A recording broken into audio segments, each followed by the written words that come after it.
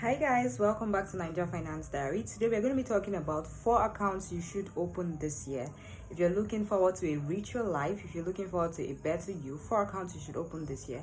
The first one on my list, I have the domiciliary accounts. By the domiciliary accounts, I'm talking about the accounts where you have your transactions in foreign currency.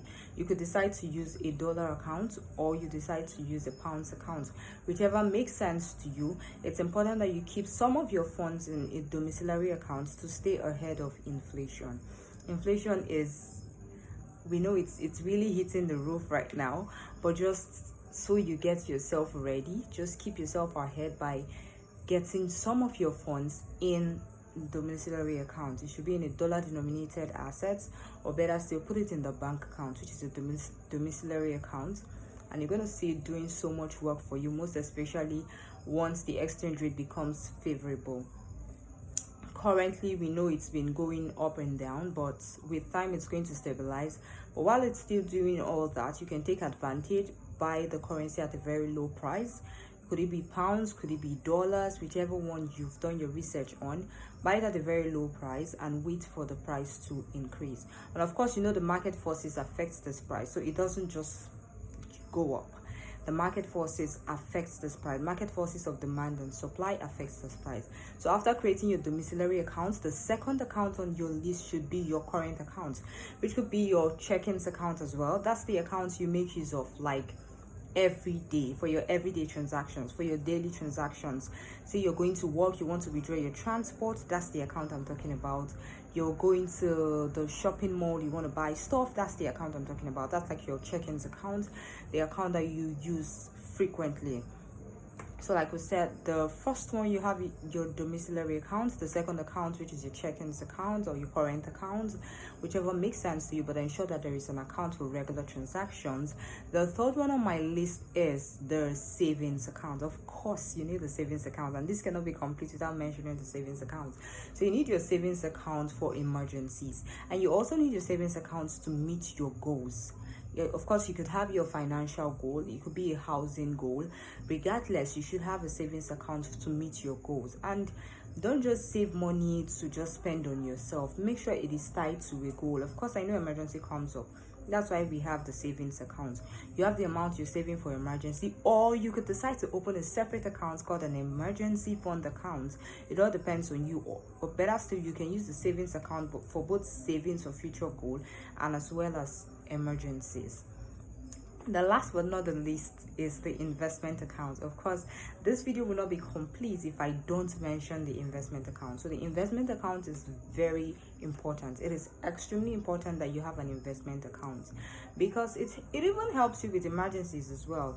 Even if you don't always have to go to withdraw from your investment account, but it also helps you with emergencies, because you know you have money saved up somewhere that you can always fall back to. You get the point now. So ensure that while you are investing, you're investing in stocks that are liquid, or you're investing in assets that are liquid, for instance mutual funds and treasury bills and all. Ensure you're investing in what's liquid. A high yield savings account. Now I'm just going to draw back to the savings account. If you have to create a savings account, please use a high yield savings account. Don't use the traditional savings account, going to the bank and opening a savings account. Use a high yield savings account. By that I mean you should make use of the fintech app. It could be the Optimus by AfriInvest, use it to save. It could be the Bamboo app, use it to save. It could also be Piggyvest, yeah, use it to save. Their interest rates are pretty high. You would like that. Now back to investments. Now you could decide to invest in mutual funds, treasury bills, bonds, whichever works for you based on your risk appetite. You could decide to invest in any of them. Some of them are low risk, some of them are high risk, some of them are moderate risk. For instance, investing in stocks is categorized under moderate risk. If you have a moderate risk appetite, meaning that your money could get missing in an investment, you could lose your money in an investment and you could still be fine, then you should consider investing in the stock market. Then for those who are high risk, we have forex and we have crypto for you. High risk takers, I see you. The low risk takers, we have the treasury bills, we have the mutual funds. That's because the returns are fixed. So if you're a low risk taker, focus more on the fixed income instruments, because it's going to help you. Your funds are really safe. It is managed by the federal government for treasury bills and bonds.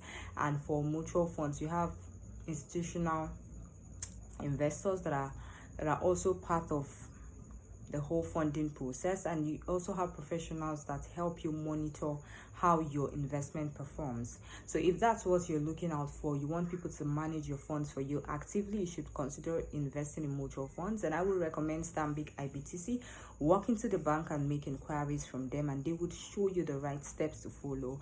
I know that you watched this video to the end, because if you're listening to me right now, you watched the video to the end.